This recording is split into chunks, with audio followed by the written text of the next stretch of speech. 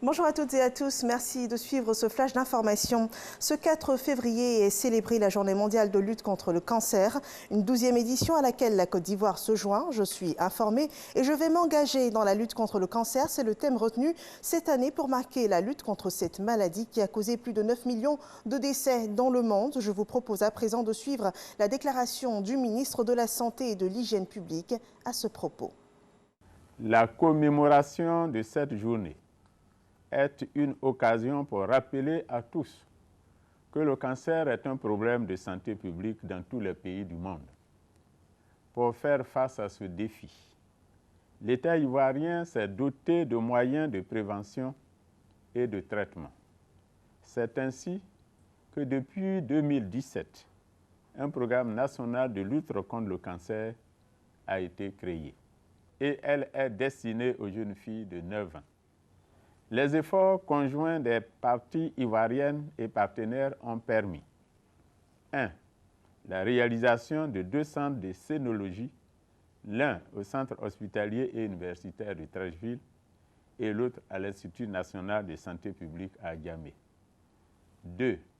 La création de 3 centres de diagnostic avec l'immunohistochimie pour bien orienter les traitements des malades atteints du cancer du sein.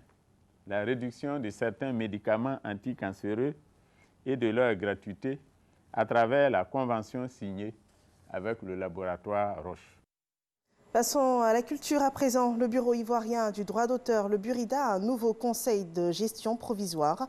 Il est dirigé par Tiburce Kofi. L'installation de ce nouveau conseil a eu lieu hier, lundi 3 février 2020, par le ministre de la Culture et de la Francophonie, Maurice Kwaku Bandama. Composé de 27 membres, ce conseil, instauré après une crise au Burida, devra, dans les 6 à 12 mois, installer les nouveaux organes de l'institution et faire la toilette des textes.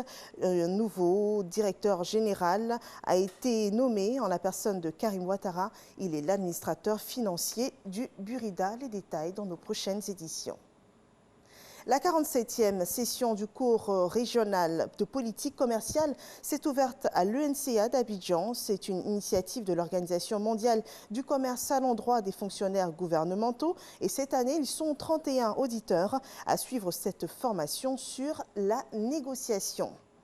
À l'international, au Kenya, l'ancien président Daniel Arap Moi, qui a dirigé le Kenya entre 1978 et 2002, est décédé ce mardi 4 février au matin, à l'âge de 95 ans. L'annonce de sa disparition a été confirmée par l'actuel président Uhuru Kenyatta et la famille du défunt. Daniel Arap Moi avait succédé au père de l'indépendance, Jomo Kenyatta, lui-même père d'Uhuru, à la mort de celui-ci en 1978.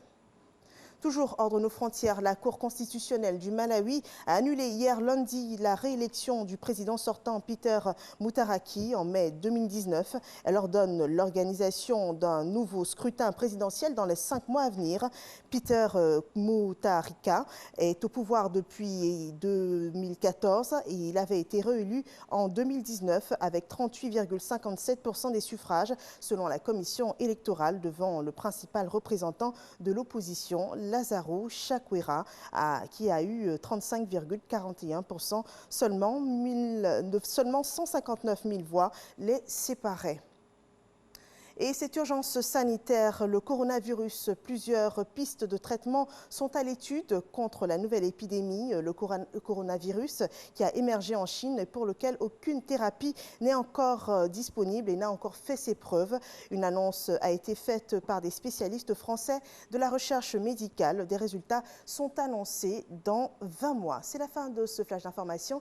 Rendez-vous à 13h pour une autre édition d'information sur RTI1. Portez-vous bien.